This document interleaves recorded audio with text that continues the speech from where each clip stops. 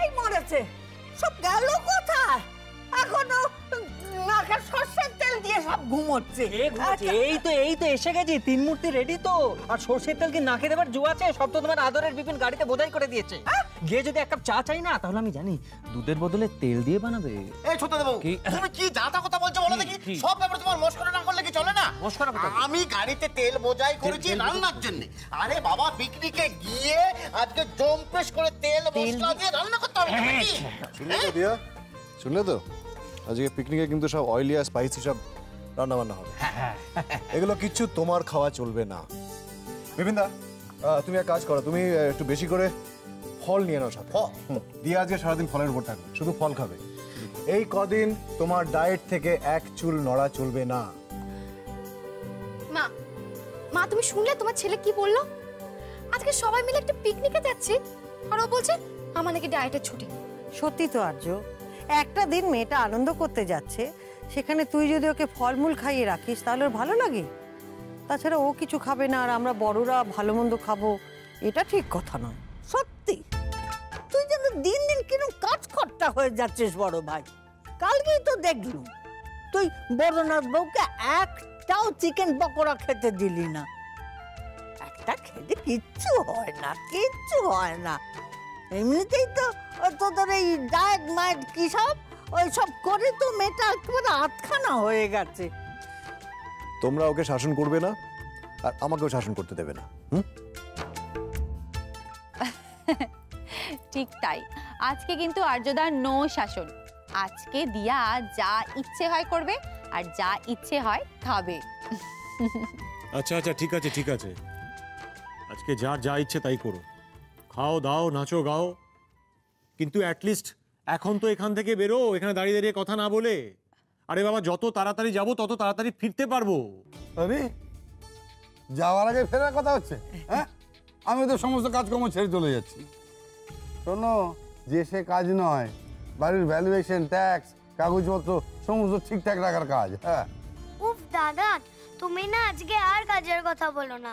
তুমি দেখো, তুমি যদি আজকে কাজের কথা বলো তাহলে মাম্মাম আমাদের সামার ভ্যাকেশনের হোম টাস্কের খাতা বই সব নিয়ে পিকনিকে চলে গেছে, আর ওখানে গিয়ে বলছে অঙ্ক ফিনিশ করো, পোয়েম মুখস্থ করো। উফ, আর ভাল লাগে না। পাকা বুড়ি হয়েছে। কি পাকা বুড়ি মা? বৃষ্টির দিকে শোনো, মেঘ এদিকে এসো। আমার নামে কি বলা হচ্ছিল? হ্যাঁ, কে তোমার নামে কি বলবে? কেউ কিছু বলবে না। আরে ওরা বলছিল যে মাম্মাম না থাকলে এত বড় একটা পিকনিক কে অ্যারেঞ্জ করতো? কেউ না। নিখিল প্লিজ বাজে কথা। মা, তুমি বরং কাজের কথা বলো তো, কাজের কথা বলো। কাজের কথা হলো, বিপিন তো আমাদের খাবার দাবার, আনাজপাতি, তারপরে বাসন কুসন সব একটা গাড়িতে তুলেছে, আর একটা গাড়িতে আমি, তোদের বাবা, ঠাম্মি আর বিয়ান যাচ্ছি। আমার মনে হয় বড় গাড়িটাতে তোরা সবাই মিলে একসঙ্গে যা। থম কালো থত এরকম দুই হয়ে গেছে। হয় না, হয় থেমে থাক, থেমে থাক। ও মন্ত্রী মশাই, ষড়যন্ত্রী মশাই, থেমে থাক। এই দেখো উঠে গেছে, উঠে গেছে আমার মেঘ বৃষ্টি, উঠে গেছে।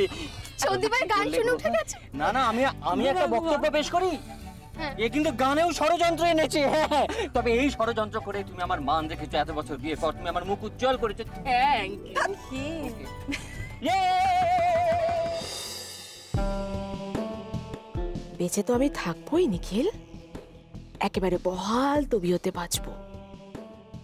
আর মায়াঙ্ক আর ট্রিনার হাতে মারা পড়বে দিয়া। কিন্তু মম যে এখন কি করছে? মায়াঙ্ক তাদের সমস্ত খবর ঠিকঠাক দিচ্ছে তো? अरे आर्जो तो अपने बीबी के गम में बेचारा रोते रोते रोते रोते पागल हो जाएगा। और बेशी होले আমার কলারটা এসে জোরে ধরে বলবে, মায়াঙ্ক বল বল আমার দিয়াকে কোথায় লুকিয়ে রেখেছিস? হ্যাঁ, এর থেকে বেশি কিচ্ছু করতে পারবে না। তার কারণ এবারের প্ল্যানটা আমি এমন ভাবে ছকেছি যে ও কিচ্ছু প্রমাণ করতে পারবে না, কিচ্ছু না। ও জাস্ট আমাদেরকে ছুতেই পারবে না। শ্রীনা, তুমি বরং এক কাজ করো, আর্যর উপরে বেশি কনসেন্ট্রেট না করে ওর বাবার উপরে কনসেন্ট্রেট করো। মানে you mean Kamlesh Banerjee? Exactly, mister Kamlesh Banerjee. উনি তো আবার ওনার বৌমা, আই মিন দিয়াকে খুব একটা পছন্দ করেন না।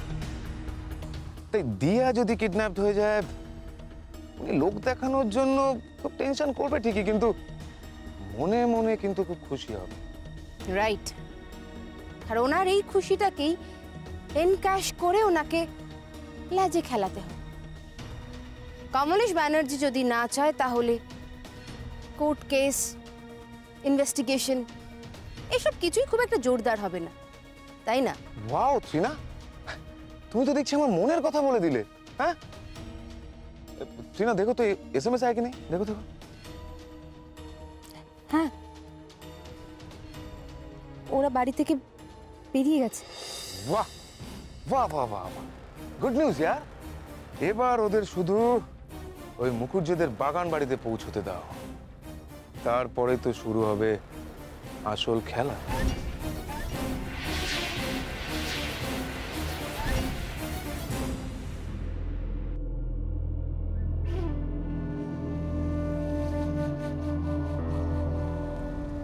ও রাগিনীমা, রাগিনীমা, বলছি ওই যন্ত্রটা নিয়ে কি খুটখুট করছো তখন থেকে?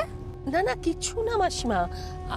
আসলে কি হয়েছে জানেন, আমার এক বান্ধবী আছে, সে ঠিক আমার মতন সব কটা সিরিয়াল দেখে। সিরিয়ালের পোকা তো, মানে আজ তো আমি পিকনিকে যাচ্ছি, তাই সব কটা সিরিয়াল মিস হবে। ও কিন্তু সব কটাও দেখে। তাই ও কি করবে, ওকে আমি এসএমএস করে দিচ্ছি যে প্রত্যেকটা সিরিয়াল দেখার পর ও যেন আমাকে ফোন করে বা এসএমএস করে জানায় যে আজকের এপিসোডে কি হলো। সত্যি বেয়ান, আপনি পারেনও বটে। এই দেখুন, কোন ছেলে তার মাকে ঠকিয়ে বাড়িটা তার নামে করে নিচ্ছে দলিল চুরি করে, আবার কোন শাশুড়ি তার বৌমার রান্নায় লঙ্কা গুঁড়ো মিশিয়ে দিচ্ছে, এই সব থাকে সিরিয়ালে। আবার কোন ননদ। বেয়ান হঠাৎ দলিল চুরির কথাটা বললেন কেন? উনি কি কিছু জানেন, দেখেছেন, বুঝতে পেরেছেন, নাকি গোটাটাই কাকতালীয়? আমি যতদূর শুনেছি মেগা সিরিয়ালে তো ভুরি ভুরি কুকীর্তির এক্সাম্পল আছে। তাহলে অন্য কিছু না বলে উনি প্রথমেই একেবারে অপর্থভাবে দলিল চুরির কথাটা বললেন কেন? না না না না, বাড়িটা আমার নামে ট্রান্সফার হওয়ার আগে আমাকে খুব সাবধানে থাকতে হবে। আবার এও দেখা যায় যে একজনের হয়তো তিন ছেলেই খুব ওয়েল প্লেসড, খুব ভালো ভালো চাকরি করে, কিন্তু কেউ মাকে দেখে না। সবাই ভাবে ও দেখবে ও দেখবে। ওই যে বলে না, ভাগের মা কঙ্গা পায় না, ঠিক তাই। আপনি না আসলে মাসিমা বেঁচে গেছেন, আপনার এক ছেলে তো, তাই। দেখো রাগিনীমা, আমার যদি তিন ছেলেও হতো তাহলেও আমি এখনকারই মতো সুখে শান্তিতে বেঁচে পড়তে থাকতে পারতুম। তার কারণ আমার ছেলেরা আমার আর ওদের বাবার শিক্ষাতেই তো বড় হতো। ওরা কখনো আমাদের সঙ্গে বেইমানি করতো না, বুঝেছ? কি রে কমল, ঠিক বললেনি? হ্যাঁ হ্যাঁ, তাই তাই। আচ্ছা, এই সিরিয়ালের গল্প টল্প বাদ দাও না এখন, হ্যাঁ বাদ দাও। আপনি যেন কি বলছিলেন, গান শুনবেন? হ্যাঁ, এই হলো, গান চালাও, গান চালাও তো। এক মিনিট, আমি আগে মেসেজটা সেন্ড করে নি। হ্যাঁ, এই যে শুনছেন, মানে আপনাকে একটা কথা বলবো। হ্যাঁ বলুন। আপনাকে না আমার ভীষণ চেনা চেনা লাগছে।